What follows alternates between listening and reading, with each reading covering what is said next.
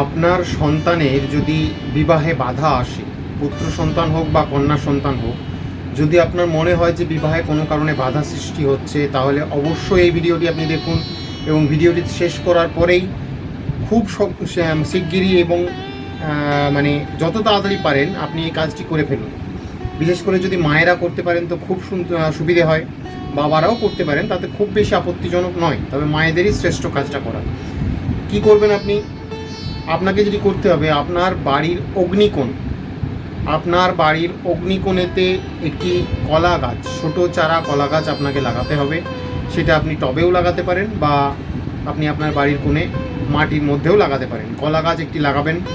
সেই কলা গাছটিতে আপনার ছেলে বা মেয়ে যার সব বিবাহের জন্য আপনি ভাবছেন, যার সমস্যা দেখা যাচ্ছে, তাকে বলবেন প্রতিদিন স্নানের পর কলা গাছের গোড়ায় যেন জল দান করে, ফুল দান করে এবং ধূপ দান করে।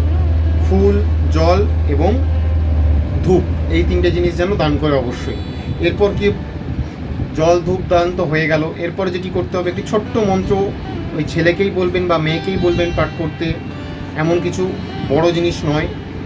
নমো প্রজাপতয়ে নমো, নমো প্রজাপতয়ে নমো, এই মন্ত্রটি 11 বার প্রতিদিন জপ করতে বলবেন।